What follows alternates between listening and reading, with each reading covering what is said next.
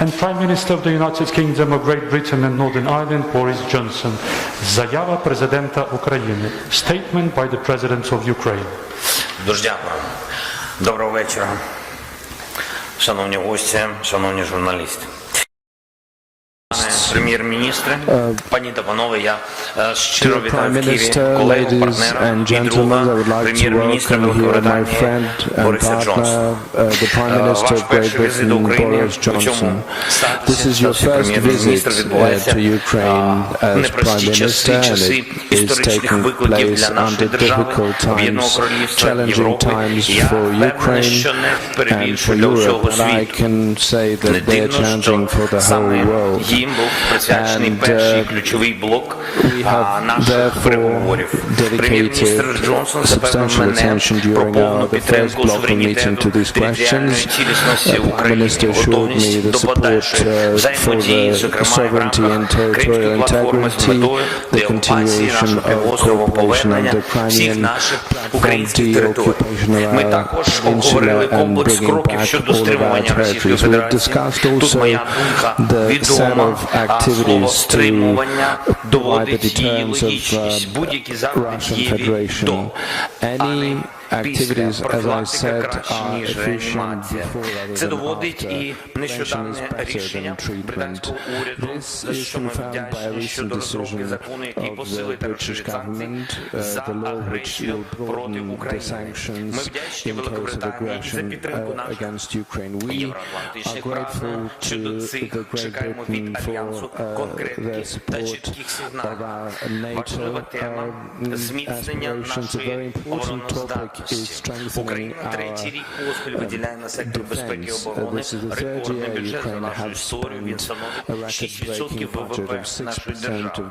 Ми будуємо сильну, боєздатну армію. І сьогодні прийнято рішення збільшити її ще на 100 тисяч військовослужбовців професійної армії. Цінуємо на цьому шляху сприяння та практичну допомогу з боку Великобританії. Це 1,7 мільярдів фунтів стерлінгів для військово-морського флоту України, побудова сучасних українських військово-морських баз, пакет безпекової допомоги і озброєння. Коли транспортні літаки ВПС її величності доставили в Україну тисячі сучасних протитанкових ракет. Крім цього, ми домовилися про спільні дії для забезпечення миру, безпеки, стабільності у Чорноморському регіоні, а також активізацію взаємодії у сфері кіберзахисту та кібербезпеки. Поза минулого року ми підписали угоду про політичне співробітництво, вільну торгівлю та про стратегічне партнерство. Вона успішно працює, що доводить зростання обсягу нашої двосторонньої торгівлі на 60%. Ми прагнемо розширювати партнерство в усіх сферах. Ми домовилися започаткувати переговори про подальшу лібералізацію торгівлі. Окрім коштів для військово-морського флоту України, Великобританія виділяє ще майже 2 мільярда фунтів стерлінгів на реалізацію спільних з Україною конкретних і взаємовигідних проєктів в інших сферах, зокрема інфраструктури та енергетики. Пані та панове, у календарі світової історії дійсно особливі знакові дні, наприклад, 10 січня, в цей день на першому засіданні Ліги націй був ратифікований Версальський договір, що закінчив Першу світову війну. В цей день у Лондоні за участі 51 держави пройшло перше засідання Генасамблеї Організації Об'єднаних Націй. В цей день країни НАТО ухвалили програму партнерства заради миру. І в цей день 30 років тому Україна і Великобританія встановили дипломатичні відносини. Весь цей час вони сповнені дружбою, повагою і змістом. А сьогодні наші нації об'єднані заради миру в Україні, Європі та у всьому світі задля недопущення нової війни. І сьогодні також особливий день. 1 лютого вийшов друком перший том Оксфордського словника. Його лексикографи завжди визначають слово року. Я щиро вірю в те, що ним стане слово мир, слово цього року, цього століття, цього тисячоліття і всього подальшого майбутнього людей на планеті Земля. Я дякую за нашу зустріч, діалог, за нашу співпрацю, за твій приїзд, Борисе, дуже дякую. Дякую за увагу. Заява прем'єр-міністра Сполученого Королівства Великої Британії та Північної Ірландії. Statement by the Prime Minister of the United Kingdom of Great Britain and Northern Ireland. Thank you very much, President Zelensky. Thank you, Volodymyr. Thank you for welcoming us all to your magnificent Mariinsky Palace here. That's absolutely fantastic to be back in Kiev and to see the excitement, the buzz of this capital, which has changed a lot. And I must say, since I was last here 5 years ago, I think, and in many interesting and positive ways. But we have to face a grim reality, which is that as we stand here, Volodymyr, today more than 100,000 Russian troops are gathering on your border in perhaps the biggest demonstration of hostility towards Ukraine in our lifetimes. And the potential deployment dwarfs the 30,000 troops that Russia sent to invade Crimea in 2014. Since that time, of course, as everybody knows, 13,000 Ukrainians have been killed, and Ukraine has been plunged into nearly a decade of war. It goes without saying that a further Russian invasion of Ukraine would be a political disaster, a humanitarian disaster. In my view, it would also be, for Russia, for the world, a military disaster as well. And the potential invasion completely flies in the face of President Putin's claims to be acting in the interests of the Ukrainian people. The UK and other countries will be judged by the people of Ukraine and the world on how we respond and how we help. Since 2015, the UK has trained over 22,000 Ukrainian military personnel and provided £2.2 million worth of non-lethal military equipment to Ukraine. 2 weeks ago, we sent anti-tank weaponry to strengthen Ukraine's defences further. And today, I've announced a further £88 million of UK funding to support good governance and energy independence in Ukraine. This will bolster your efforts, Volodymyr, and those of others, to build a free and prosperous Ukrainian society free of malign influences. Alongside other countries, we are also preparing a package of sanctions and other measures to be enacted the moment the first Russian tow cap crosses further into Ukrainian territory.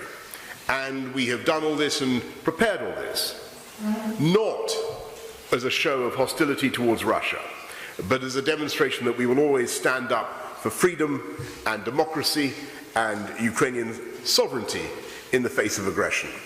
In recent days, I've spoken to the leaders of the United States, France, Germany, Italy, the NATO Secretary General, and others. All agree on the fundamental importance of supporting Ukraine's self-determination.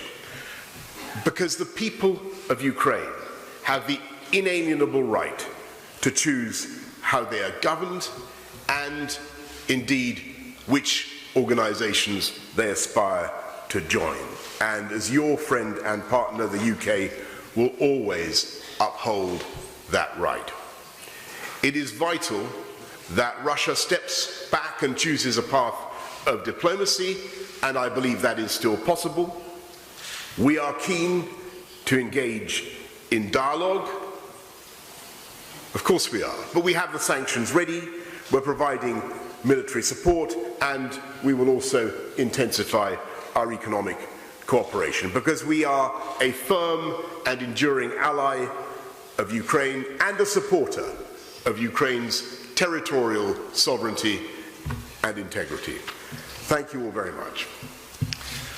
Дякую, шановні колеги, журналісти, Thank you, пан dear президент, colleagues, пан прем'єр-міністр готові journalists. відповісти The на Prime кілька Minister and the запитань. President are prepared BBC, to будь answer a ласка. couple of questions. BBC, please.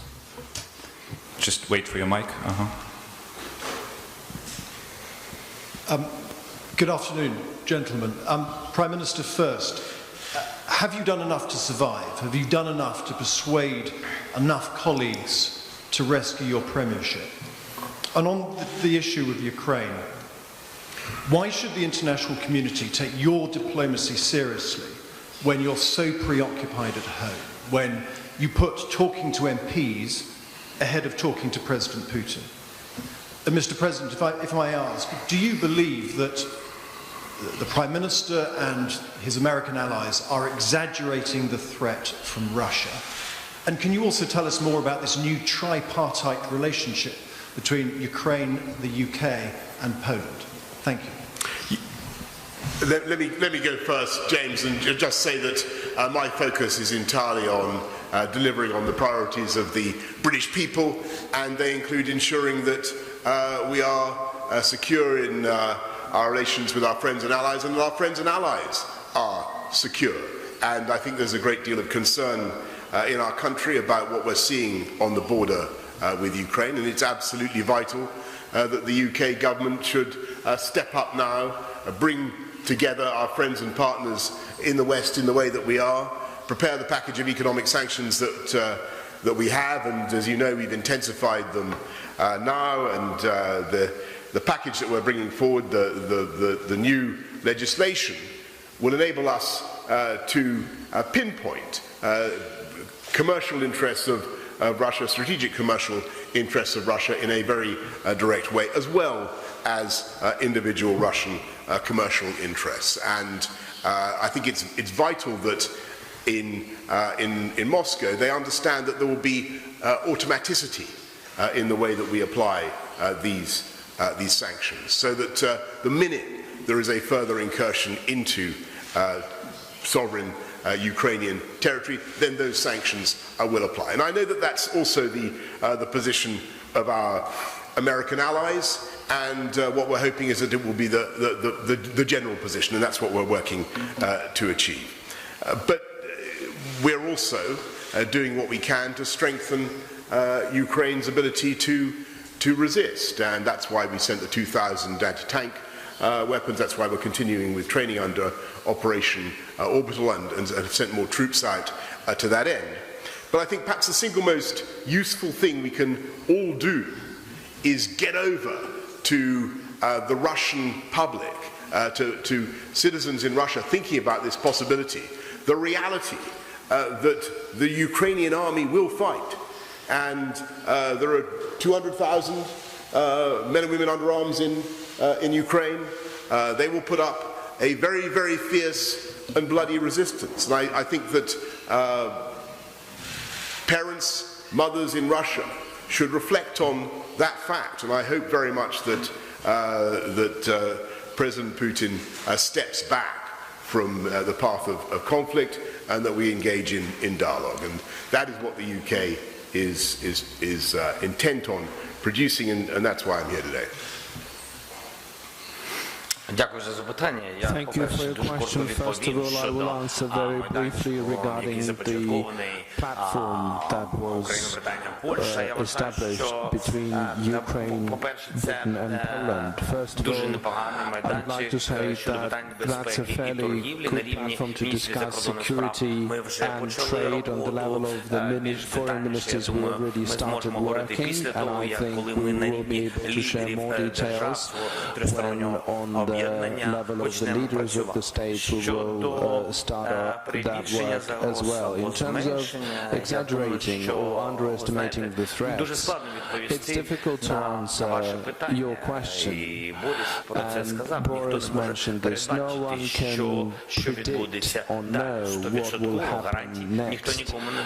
No one gives 100% assurance or guarantees to anyone, especially us, the people who back in 2014 could not have even expected to have the war on our terrain and for our territories to be occupied, that we would have war conflict and that we will suspend relationship with our neighbors, towards whom a large percentage of Ukrainians have had good sentiments, because we had joint families, there was joint business, there was joint history, many other things that we don't have any longer, and this is in the past. So how can you surely say that someone is underestimating among the European leaders that there will be escalation and others are exaggerating?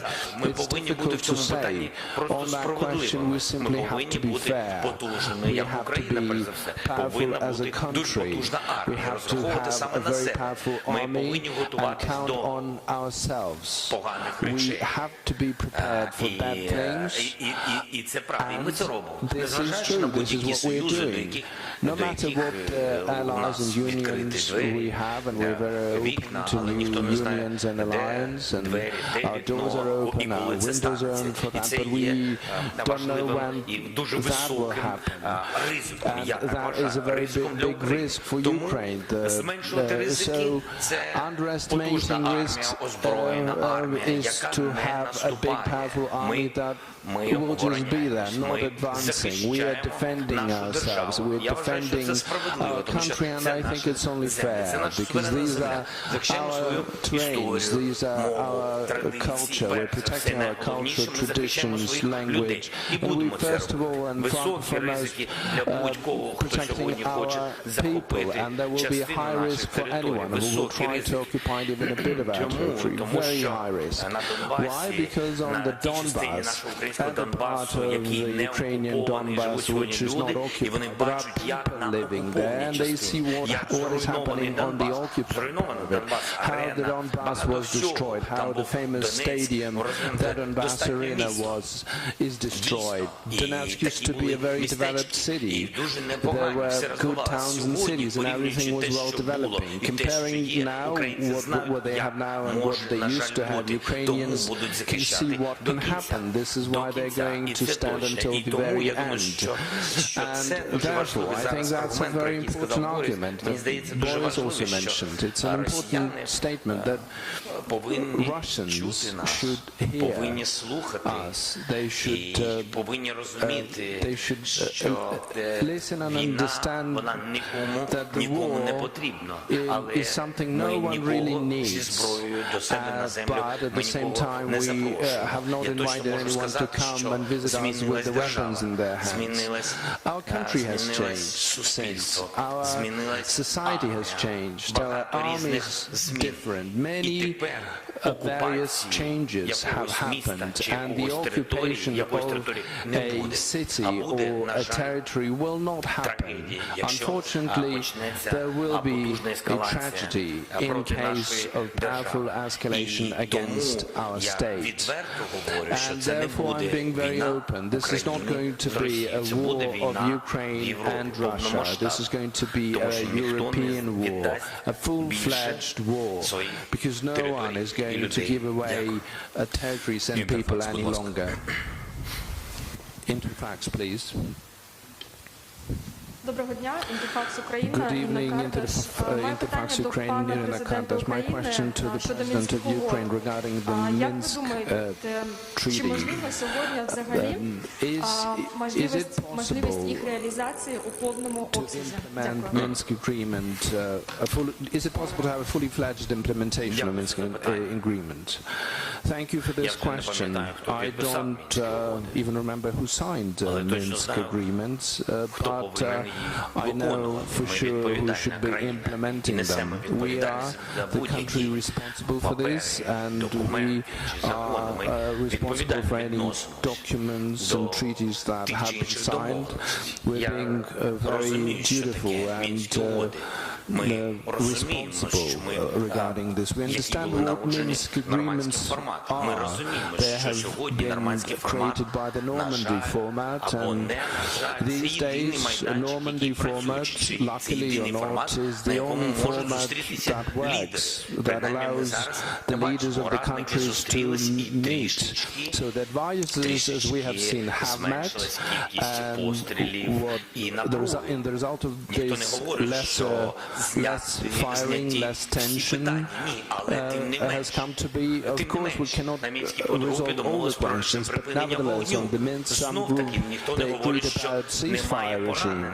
And no one is saying we don't have wounded or completely have stopped casualties and deaths. Unfortunately, this still happens, but the degree of this has been reduced, which is very important, because someone is making these agreements, someone is sitting and working 24/7 for this to happen, and no one says thank you for that. Only the parents who have saved the life of their children because of these agreements will say thank you. I'm not saying this is an ideal situation, and this is the only platform for negotiations. Do you know any other ones? Tell me. We are working and fighting for at least something to be efficient and to work. We call upon the leaders of our countries to meet in the Normandy 4 countries, and you understand which leader has not yet made up his mind to meet or not. We're doing all it takes. Someone looks at this and says, well, you're doing something, and others think that everything is possible if we pursue this path. And on a daily basis, when they meet in the Minsk format on the Normandy, you have to understand that these meetings can bring about less tensions, and that if it hadn't happened, people could have died, more people could have died. This is why it matters. This is why I don't want to talk about Minsk agreement items. We can have different attitude to these items and to the sequence on how they need to be implemented. But we are adults. We are adult boys. We need to do something that can deoccupy our territories, something that at least protects our country in one way or the other. That's what I mean. On the other hand, in parallel, believe me, we're doing a lot of negotiations and talks regarding the trilateral formats, regarding bilateral contacts with the Russian Federation, and that isn't easy. But no one is complaining. We will still win in this case. We'll win. BA, please. Thank you very much. Prime Minister, you stressed the need for dialogue with Russia, but the crisis in number 10 caused you to delay or even cancel your talks with Vladimir Putin yesterday. Will you help draw a line underneath the saga by committing to publish the full grey inquiry, including any of the 300 plus pictures she might submit, or you keep the public in the dark? And President Zelensky, what more do you want from the UK to help you fight Russian aggression? Would sanctions against Vladimir Putin personally be of help? And do you think the UK is doing enough to tackle dirty money from the Kremlin being laundered through the City of London? Thank you very much. Yes, of course we'll publish everything that we can as soon as the process has been completed, as I said yesterday. And on your point about Vladimir Putin, and I think somebody asked a question earlier. I'll be talking to President Putin tomorrow, and somebody said, you know, were we exaggerating the threat? Were the US and the UK in any way trying to big this up? And I've just got to say that is not the intelligence that we're seeing. This is a clear and present danger. And we see large numbers of troops massing. We see preparations for all kinds of operations that are consistent with an imminent military campaign. And the reason we think it's so important for the UK to take the role that we are in trying to bring the West together is because, yes, of course it's about Ukraine, and that matters deeply to us. But this is about something even bigger, I'm afraid. It's about the whole European security architecture. Because be in no doubt about what I think President Putin is trying to achieve here. I think that he is trying, by holding a gun, as it were, to the head of Ukraine, by intimidating Ukraine, to get us to change the way we look at something that was absolutely fantastic. When I was a young man, the Berlin Wall came down, we had the doctrine of a Europe whole and free. Any country could choose its independent, sovereign destiny in the whole of the European landmass. That was a fantastic thing. A fantastic thing. And I think what is happening now is that President Putin and Russia is trying to undermine those immense gains and to redraw the security map of Europe and to impose a new Yalta, new zones of influence. And it wouldn't just be Ukraine that was drawn back into the Russian sphere of influence. You've got to think about Georgia, you've got to think about Moldova, other countries. And so this is absolutely critical, this moment. It's vital that we stand together with Ukraine in the way that we are. And that's why all the measures that the UK is putting in place, I think, are so important. That's why we'll continue to work very hard. But, you know, I've just got to repeat what I said. Our view is that time is urgent, and this is something that needs to be addressed now. I'm sorry, would you mind repeating your question, the part that you addressed to Mr. President Zelensky? I didn't hear the first part of the question, please. I'm sorry, you spoke about sanctions, and the sanctions Britain has warned. Do you think personal sanctions against Vladimir Putin could help fight Russian aggression? And do you think the UK is doing enough to tackle the dirty money linked to the Kremlin being washed through the City of London and banks?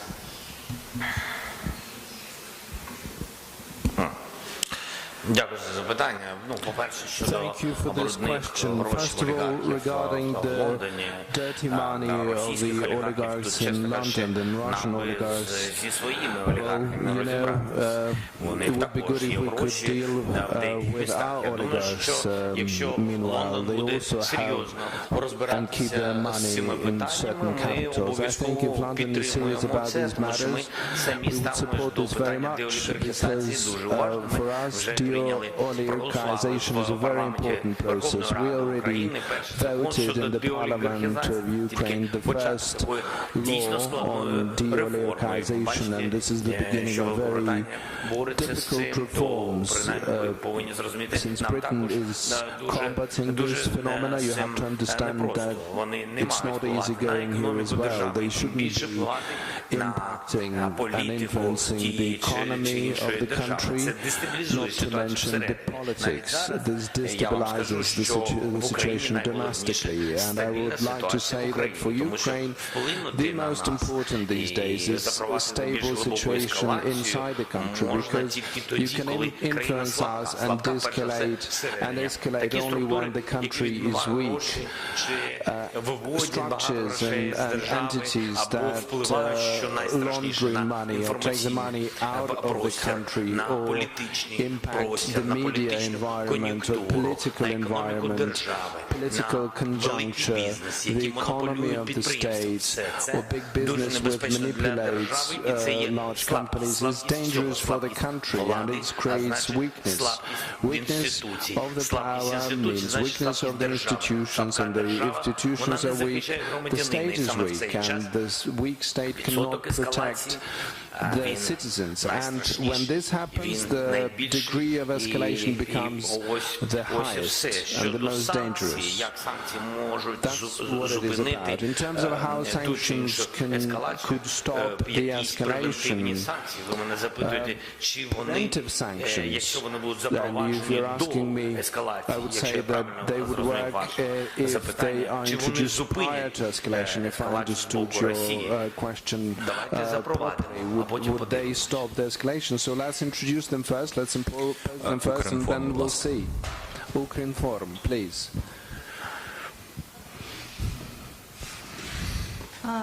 Питання до пана прем'єр-міністра. Скажіть, будь ласка, говорячи останнім часом про ескалацію на кордоні з Росії з Україною, здебільшого говорять про сухопутний кордон. А проте, однак, в нас ще є загрози в акваторії Чорного та Азовського моря. Скажіть, будь ласка, які саме загрози вбачає Велика Британія саме в акваторії Чорного та Азовських морів, і чим може допомогти Україні для того, щоб запобігти ескалацію саме там. І питання до президента Володимира Олександровича. Кілька днів тому Російська Федерація заявила про нібито відведення частини військ від російсько-українського кордону. Скажіть, будь ласка, за даними власне української сторони, чи дійсно відбулося таке відведення, і яка кількість російського військового контингенту наразі спостерігається на кордоні?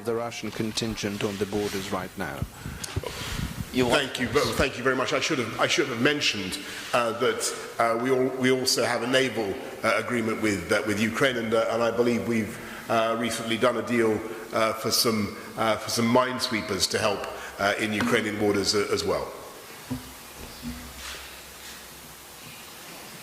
Окей. Дуже дякую. Я просто хочу сказати, що питання розвинутого і розбудованого військово-морського флоту в Україні, я хочу просто додати до, якщо можна, до першого питання, яке було адресовано до прем'єр-міністра Джонсона. Це питання підтримки з боку Великобританії України, а саме будівництво нашого флоту. Це, я розумію, що це не сьогодення, це сьогодні не розблокує і не захистить нас в Чорному морі, не розблокує Чорноморське Азовське узбережжя, але тим не менш це один із потужних кроків. Незалежний флот, який буде дійсно захищати наші береги, захищати акваторію. Тому я ще раз хочу подякувати прем'єр-міністру. Ми розпочали це питання пару років тому, і ми зараз дійшли до практики. Що в питанні цей військово-морський бази, то що я думаю, що це нам дуже сильно допоможе. Щодо кількості військових, in terms of the number of the troops, I guess your question is not about the occupied territories, but about the border between Ukraine and Russia. I think that's what the question is about. Because we understand that around 35 to 50,000, depending on the point of rotation, is the number of soldiers and equipment which is present in the occupied Crimea, and about 30-35,000 in the occupied Donbass, and about 100,000 along the borders between Ukraine and Russian Federation. In terms of the withdrawal, we are looking forward to a moment in time very much when Russia will withdraw army from our borders. This is a very powerful signal, and that will be the only trustworthy response to Russian Federation, to the question to Russian Federation whether they are going to continue the escalation or not. This will be a direct response. We don't need words, just make that one step.